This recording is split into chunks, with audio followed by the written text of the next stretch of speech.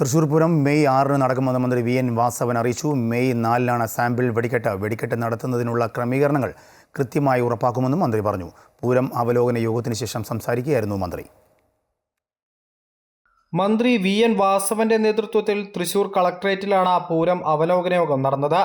മന്ത്രിമാരായ K Rajan, R Bindu, Suresh Gopi MP, ജില്ലാ collector, മറ്റ് ഉന്നത ഉദ്യോഗസ്ഥർ, ഭാരവാഹികൾ എന്നിവർ യോഗത്തിൽ പങ്കെടുത്തു.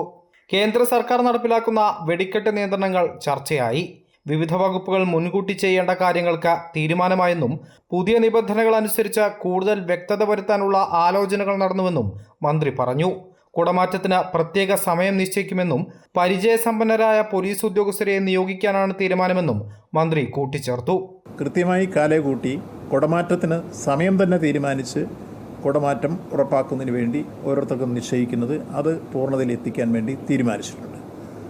പോലീസ് ഈ കാര്യത്തിൽ കാലേകൂട്ടി ജാഗ്രതാപൂർണമായി പ്രവർത്തിക്കാൻ ആവശ്യമായ CCTV എല്ലാ മേഖലയിലും സ്ഥാപിക്കുന്നതിന് വേണ്ടി നിർദ്ദേശിച്ചു. അതേപോലെ അവരുടെ ഡോഗ് സ്ക്വാഡിനെ പ്രത്യേകമായി നിർദ്ദേശിച്ചു. പരിചയസമ്പന്നരായ പോലീസ് ഉദ്യോഗസ്ഥന്മാരെ ഇവിടെ പൂർണ്ണമായി വിന്യസിക്കണം എന്നുള്ള കാര്യം നിർദ്ദേശിച്ചു. അതെല്ലാം അവർ തയ്യാറാക്കിയിട്ടുണ്ട്. അവരുടെ ആക്ഷൻ പ്ലാനിൽ അതെല്ലാം വന്നു കഴിഞ്ഞു.